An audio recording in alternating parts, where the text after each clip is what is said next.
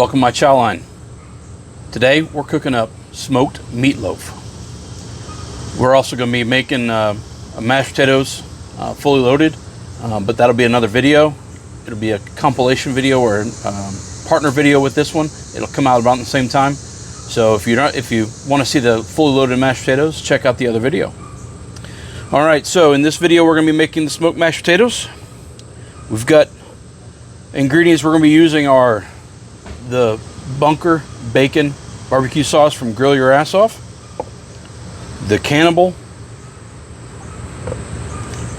and the Platoon Sergeant, salt, pepper, garlic. So we'll get into this. All right, so we're going to start off with our meat. So I'm doing 6 pounds of ground beef and a mixture of different stuff. You can use just all beef, you could use chuck, you could use pork, you could have a mixture combination. There are multiple ways of doing it. If you have too much fat though, it could not stay together, so you want to make sure you try to make it, if you're going to add cheese or anything like to it, you want to make sure you go with a lower ratio of fat on your meat. But we've got a little bit, we're going to be putting cheese in ours, so we're going to be using like a lower ratio of fat in this one. So anyway, but we're going to be adding 2 bell peppers. This is 6 pounds of meat, so there's quite a bit of meat here. We're making it for a big group, big crowd. So normally you would just dumb this down for smaller amounts. You would use 1 bell pepper, whatever. You can saute these down and make them soft before doing hand, so you don't end up with a texture difference, but we don't mind.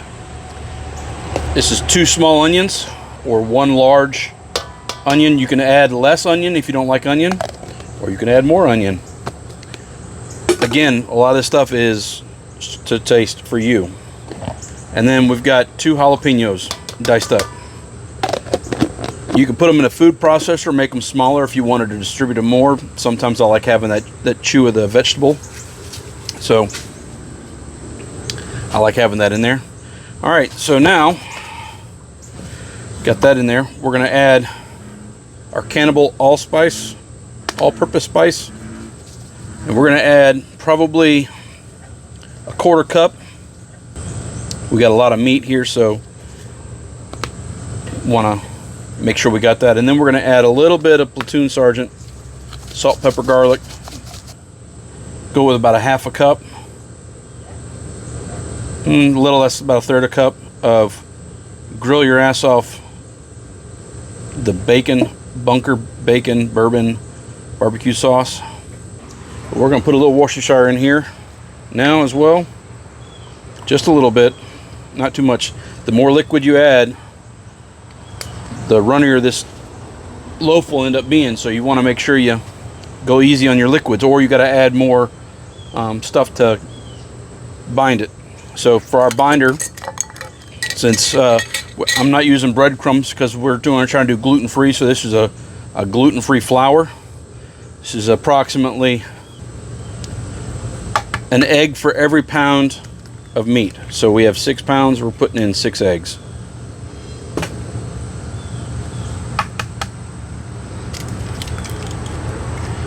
This helps bind it all together, keep it from falling apart.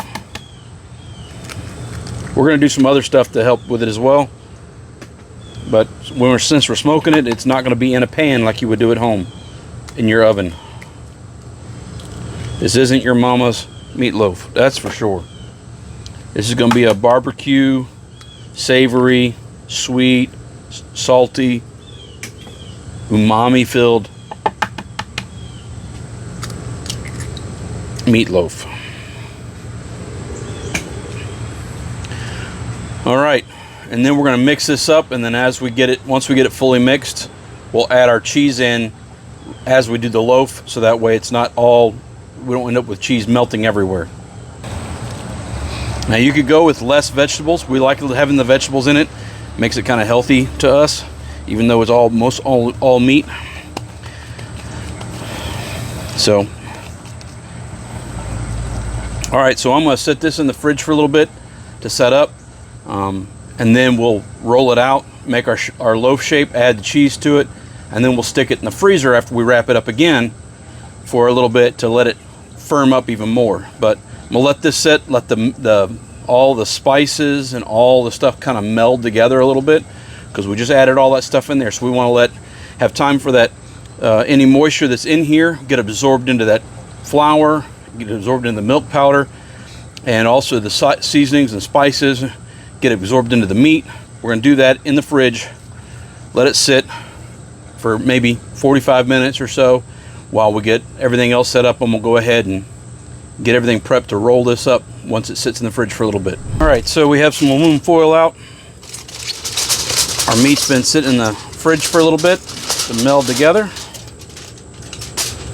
Smells pretty good too.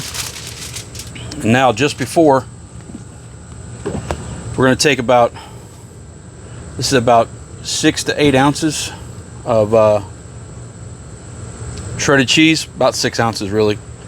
Shredded cheese, sharp cheddar. We're going to add it to our meat. Add too much, it could get too greasy on you. That's one of the reasons we went with a meat that is also got a lower fat content. So we're going to mix that up now really quick. If you really wanted to be pragmatic about it, you could measure it all out, but you want to try and make sure that you press it together, get some of that air out. That's why some people like to use a mold. I don't use a mold. One, I don't want to dirty it up and have more dishes to do, but you don't always have one, and I like to make the loaves big. And they don't make really, really big loaf pans. At least not readily available without having to order it online or something. So now I'm going to take and wrap it in foil as tight as we can.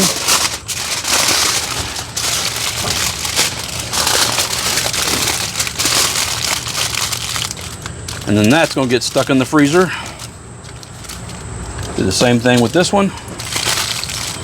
All right, these are going to go in the freezer and sit in there for about 45 minutes to an hour to tack up a little bit. You can leave them in there a little longer, get them a little harder if you want.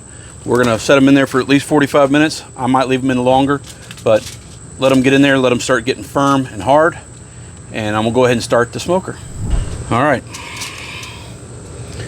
It'll go on the smoker just like that on one of these little cooling racks. I've got another one for the other one, and we'll check in on them. What we're going to do is I'll come back and I'll tell you about the glaze that we're going to put on after it gets some smoke on it.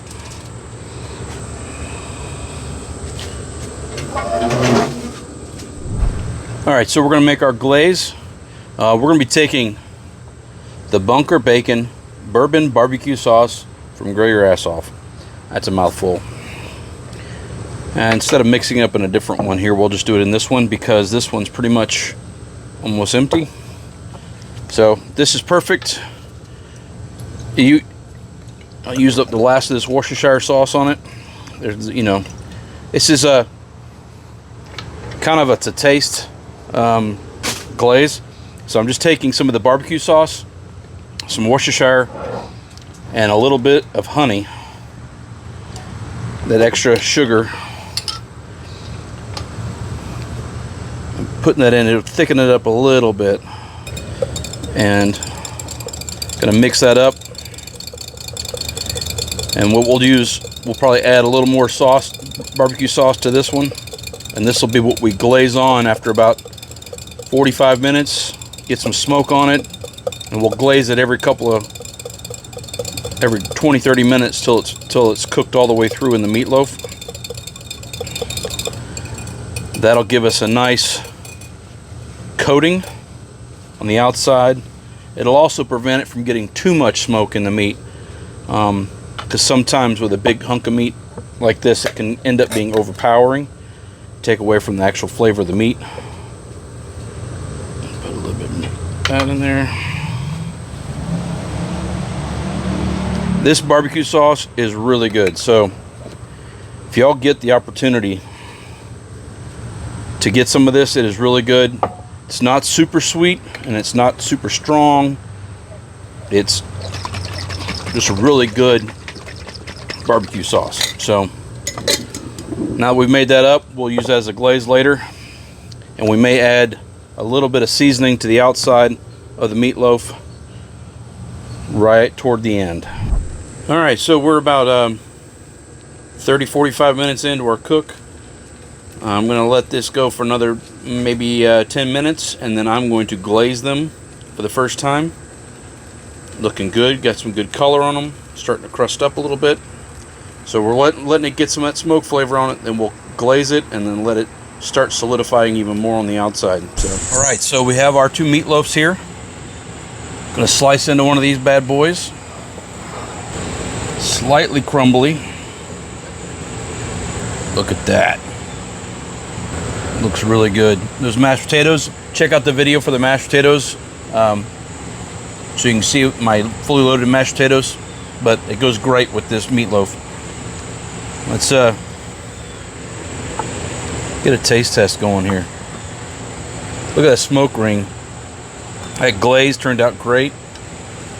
If I had to do anything over again, I would probably add a little more fat to it, just a little bit, not much. Maybe a little more cheese, so it wouldn't bind together so well and get crumbly. But man, that holds together pretty good right there. Oh my goodness. Still get a little crunch from the jalapeno, bell pepper. Oh my.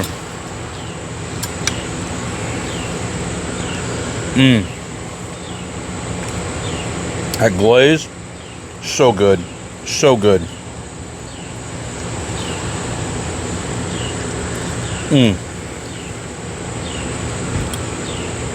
Oh wow. This is comfort food, man. Come on now. Oh. Man. That's so good. Texture is perfect. Flavor's all there. Not super strong. You got the crunch from the onion and the bell peppers and the jalapenos. Man. Oh, dude. This is really good. These flies are all over the place. Well, Papa Yingling. Enjoy. Toast to the veterans out there. Cheers. Look forward to cooking with you again.